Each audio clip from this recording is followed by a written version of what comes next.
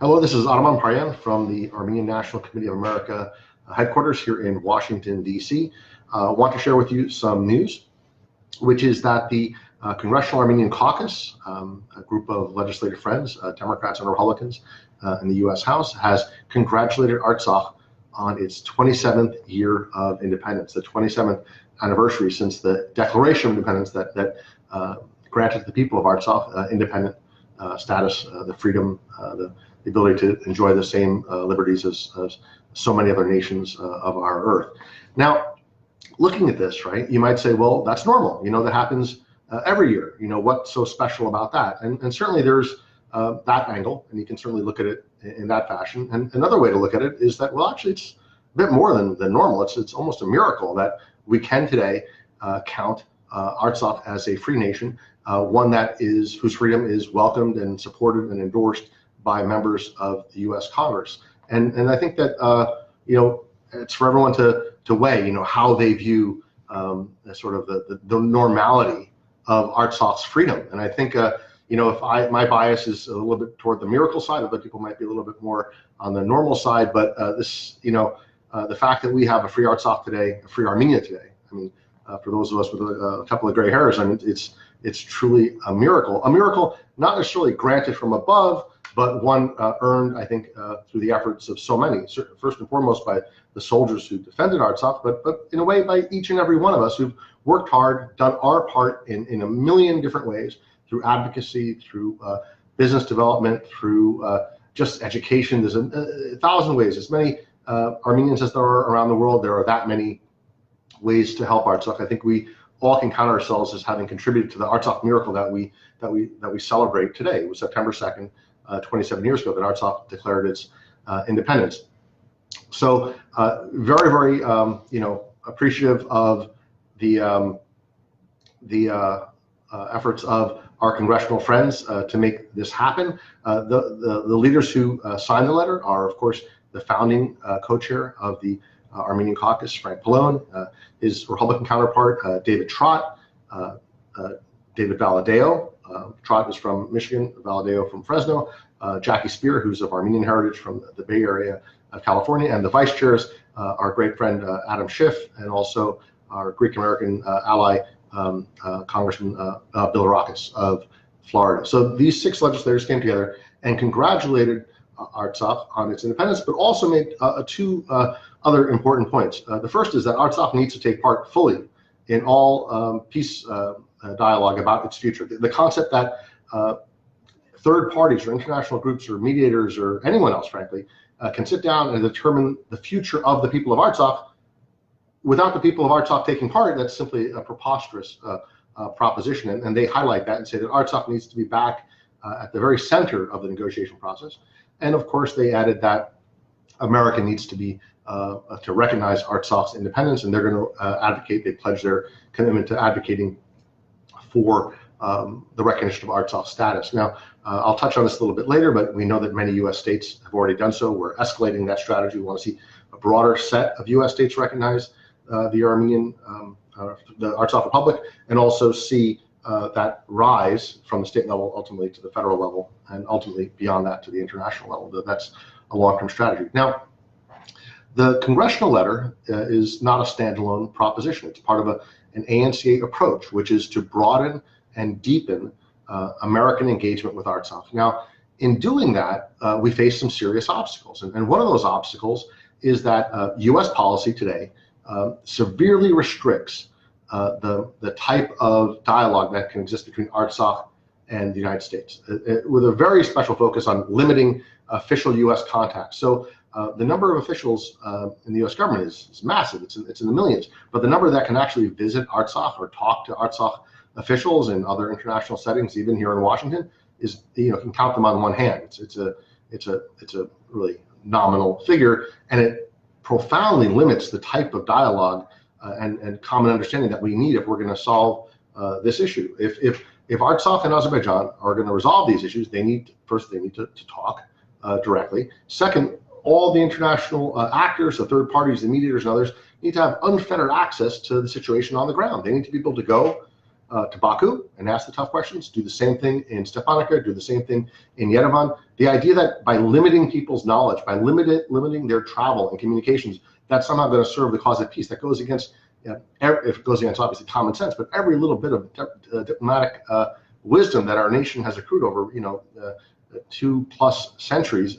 If we're not talking to people, the chance of solving problems is minimal, and in fact the likelihood of conflict increases. So we're on the side of peace, and we are promoting dialogue. Now, the dialogue between the members of Congress and Artsakh has been strong, and we saw that recently with the visits of Congressman Pallone to Artsakh, Congressman Valadao, Congresswoman Gabbard, Tulsi Gabbard of Hawaii, and others I think will visit in the near future as well. That's a very healthy thing. We need to see that congressional engagement extend to the executive branch, and that requires breaking down the barriers, ending this outdated, obsolete set of restrictions that doesn't allow, for example, State Department officials or even USAID officials. Now, think about that. The U.S. taxpayer is funding foreign assistance to Artsakh, and for very good reason, to prevent landmine accidents, to provide clean water, maternal health care. Our aim is that it should include the Lady Cox Rehabilitation Center to help young kids, adults, and the elderly with disabilities to recover and become functioning parts of society. The aid program is a very worthwhile program, but U.S. oversight of that program is limited because of these silly restrictions on who can go where, who can cross what line, and all that stuff. If the U.S. Congress sees fit to provide aid to Nagorno-Karabakh, there should be no restrictions on U.S. officials traveling to see the results of that aid. That's simply good government, and it's a foolish thing that for so many years U.S. officials have allowed Azerbaijan to set these crazy restrictions, that we've abided by these restrictions. It's really wrong. These are policies set in Azerbaijan that serve some, I think, ultimately irrational domestic political consideration within Azerbaijan. Okay, and if that's their view, they don't want to visit Artsakh, that's their business, but they have no business telling American officials where they can and cannot go. So this letter that was sent just this past Sunday on September 2nd, Independence Day, reflects a broader effort by the ANC and our congressional friends and others to see the U.S. Artsakh engagement become a more robust project going forward. Now, I do have here our ANCA 360 document. It's about 6 pages long, and right here on the first page is our Artsakh advocacy. And I'm going to scroll down here a little bit. See here. Okay. Now, you're not going to be able to read this here, but I will suggest that you go to anca.org/ANCA360. anca.org/ANCA360. Add PDF at the end of it if you'd like to see like a print-ready version that's a little bit easier to read, maybe on a PC or a laptop, but maybe not as much on a mobile. But check out both anca.org/ANCA360, or for the PDF, anca.org/ANCA360 PDF. And either one will give you the same information, but in different layouts. Now, that will run through basically our Artsakh agenda. And I think if you view this, you'll understand that the engagement component that I talked about, the engagement of U.S. and Artsakh talking and communicating and traveling and taking down the barriers between the walls, frankly, between Artsakh and America, that letter is part of that effort to engage the two nations more directly.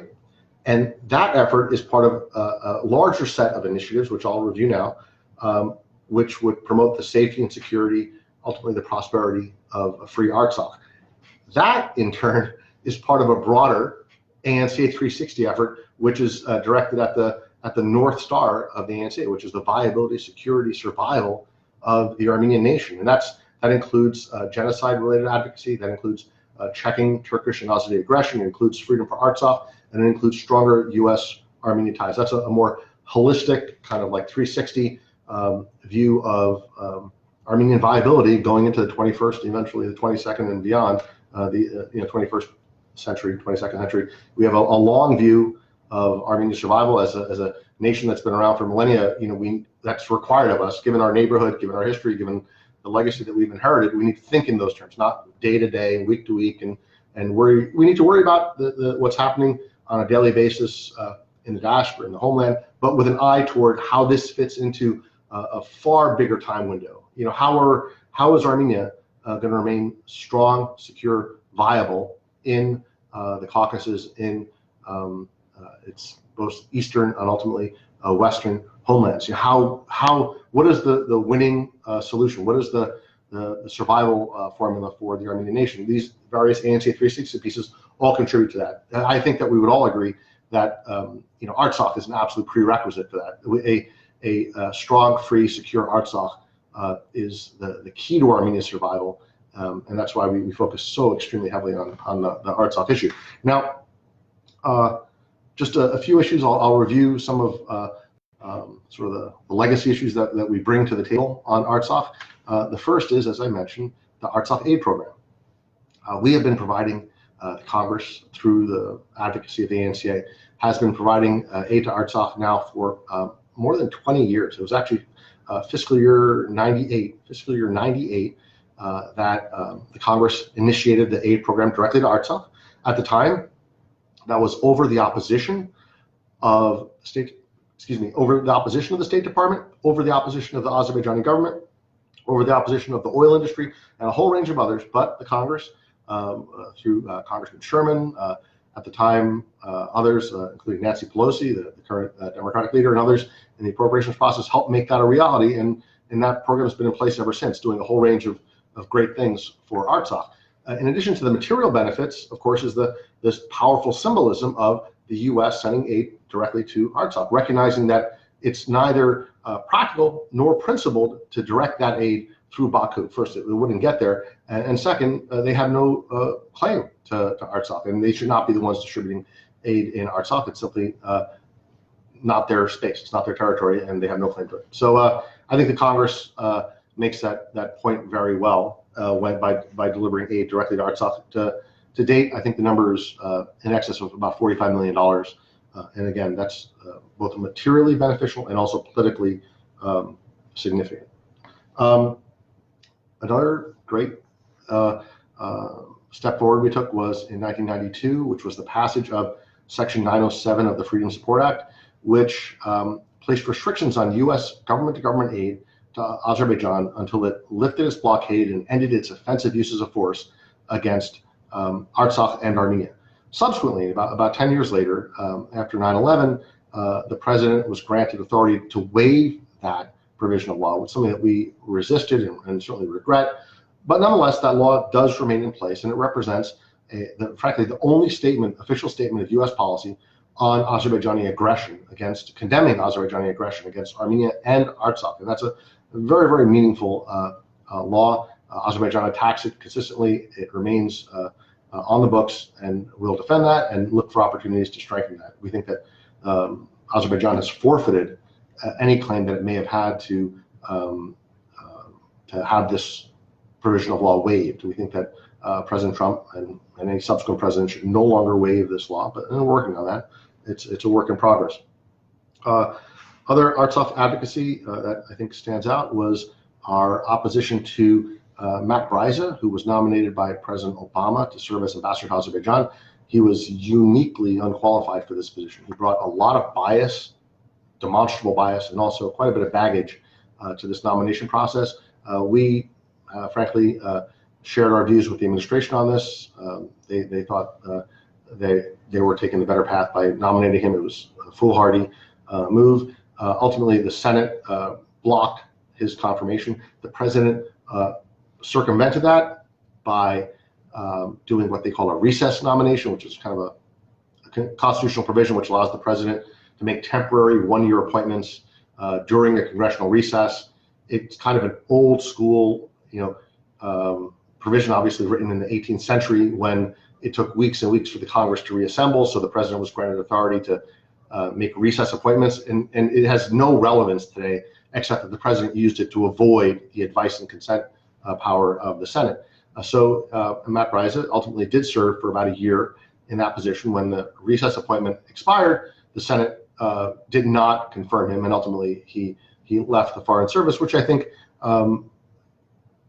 ultimately sent an important message that the Senate certainly has an important oversight function, and they exercise it here, I think, in a thoughtful way, and that the administration should be more careful. Any administration more careful about sending people into diplomatic positions where they bring too much bias and baggage. And recently, I think Bryce's comments, he's since leaving the Foreign Service, has become a very vocal, very reliable, in fact, in some ways eloquent advocate for the Azerbaijani and Turkish regimes. And he's a good advocate, and certainly in some ways still a good diplomat, just that, to the benefit of the Aliyevs and Erdogans of the world. So, we look back on that as a major battle that was fought for all the right reasons and with the right result. At the time we fought that, it was tough. There were a lot of people who criticized us. I think the Washington Post and the Wall Street Journal both ran policy editorials, not op-eds, policy editorials in the name of the Washington Post and the Wall Street Journal against the ANCA by name. I think the words, if I could recall the words there, the Washington Post called the Armenian National Committee of America a particularly noxious lobby. And for what? What was our sin in the eyes of Fred Hyatt and the editorial board at the Washington Post? It was simply believing that the U.S. should send an honest broker to Baku to represent U.S. interests, and that Matt Bryce had too much bias and too much baggage to perform that function effectively for our country. We held a different view. Ultimately, our view prevailed. The Post, the Wall Street Journal, others threw a fit. The State Department, got all hot under the collar. But ultimately, I think even at the State Department today, they recognize that he was the wrong guy for that job, and we look back on that as a step forward for our advocacy in the U.S. and also a more sober U.S. policy toward the Artsakh issue. In terms of the Artsakh peace process, we have serious issues with the plan that's on the table. Before I tell you about that, let me say this: the platform for the negotiations, the OSCE, the Organization for Security and Cooperation in Europe, is a very good platform, and it's led today by the Americans, the French, and the Russians. It includes a larger set of Minsk group countries, and beyond that, all the members of the OSCE, which is basically a European and North Atlantic entity. And we think that's a good platform for resolving the Artsakh issue.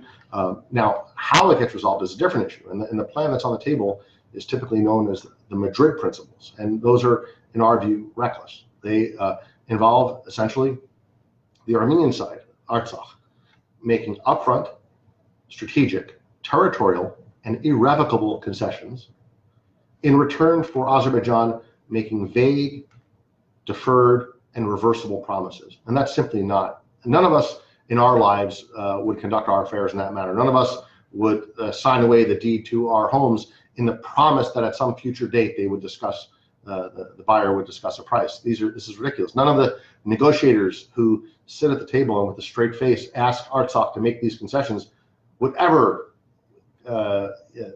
think for a moment of doing something similar in their own personal lives with their own the welfare of their own families. This is like it's just such absolute it's so absolutely reckless and ridiculous, frankly, that the Minsk group needs to retool this process in a way that doesn't front load all the risk on the side of Artsakh and front load all the rewards on the side of Azerbaijan. That's simply not going to move forward. It's essentially a non-starter, and we'll fight that until the end.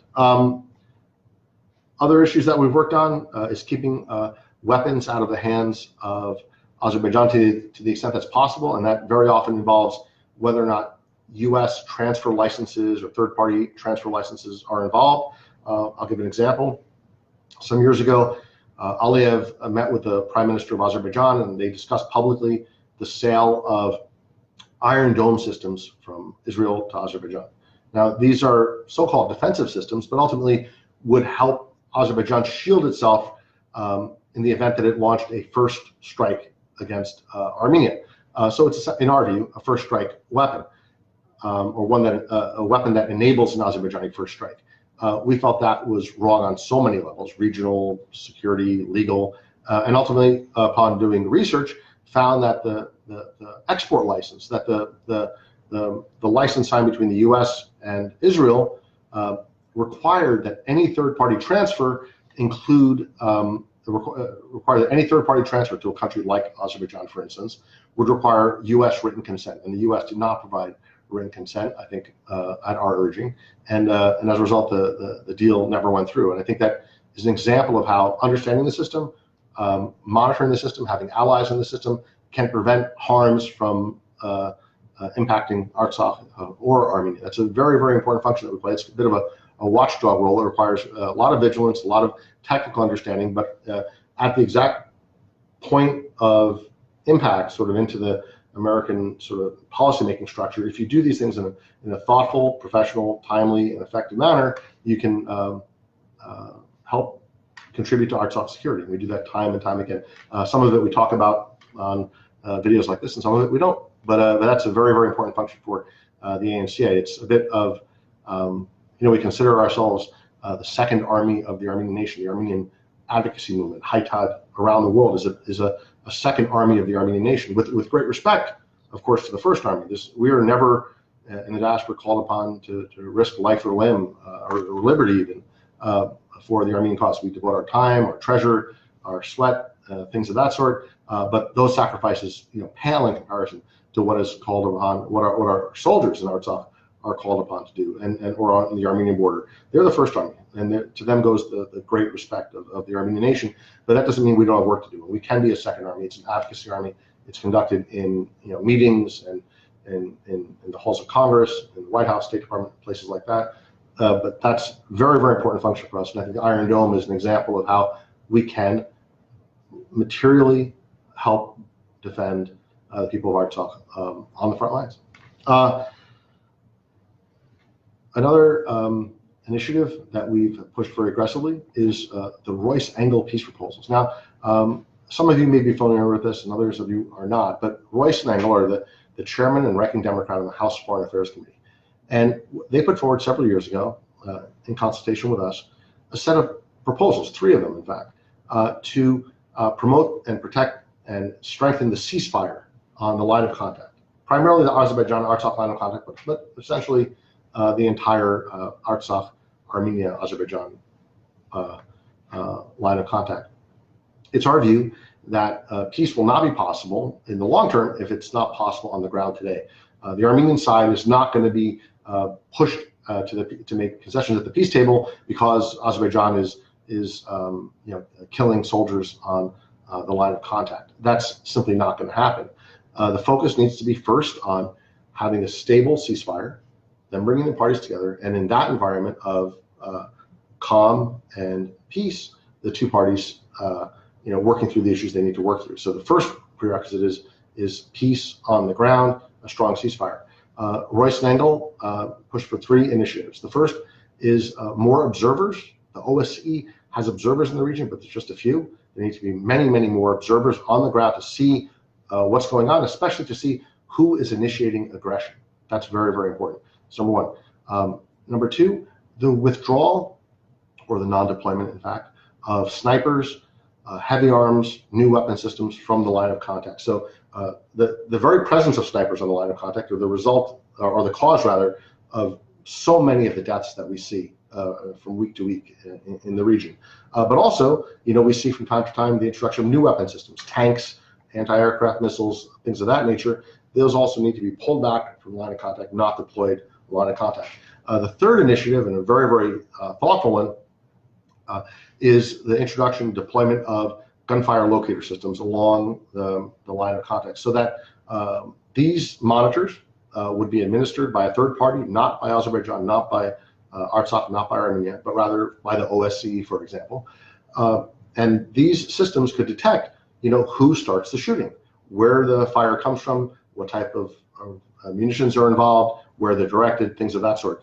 And they can be reported independently. And so that we don't have a situation where after every attack, Azerbaijan said it wasn't us, which, I think that, a relatively bright 4th grader could tell you that the party that is starting the aggression is the party that isn't satisfied with the status quo. It's clearly Azerbaijan that's not satisfied with the status quo. The Armenia, in this sense, is the status quo power in which Azerbaijan seeks something from the Armenian side. The Armenian side has that thing that Azerbaijan seeks. Azerbaijan wants to be the disruptive force.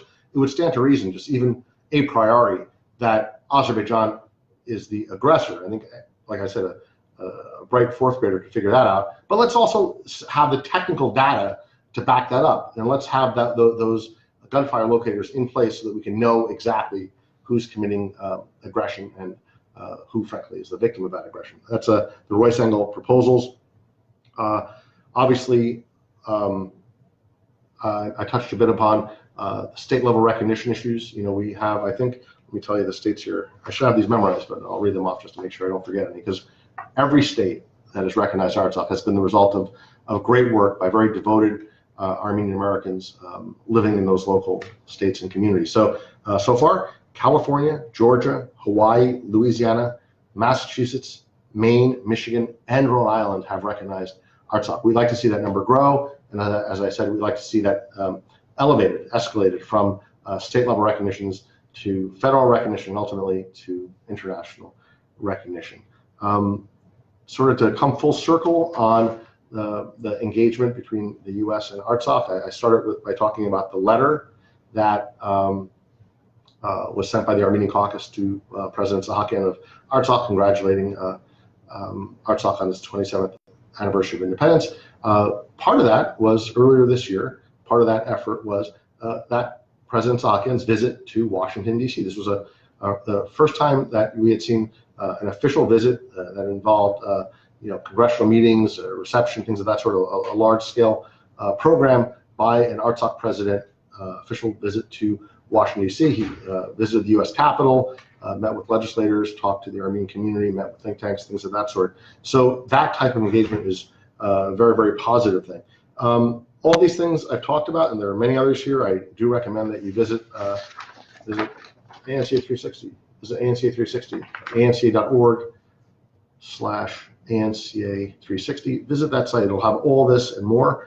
What I touched on today, starting with the letter, the Armenian caucus letter, expanding to the U.S. Artsakh dialogue that we seek to promote, and then more broadly our Artsakh focus, fits into our broader ANCA 360 strategy, which is a global, holistic view of how we as Armenian Americans can contribute to the viability, security, and survival of the Armenian nation. That's our North Star. Everything that you see from the ANCA, whether it's a letter, a hearing, testimony, a press release, an action alert, all these things fit in together and align with our North Star, the survival, security, and viability of the Armenian nation.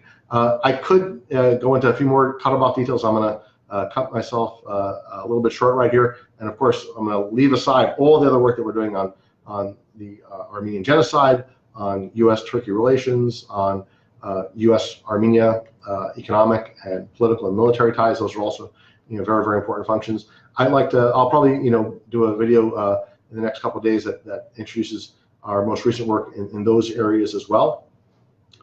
But I would like to close by inviting you to ask any questions, to raise any issues, to offer any suggestions in any way that you like.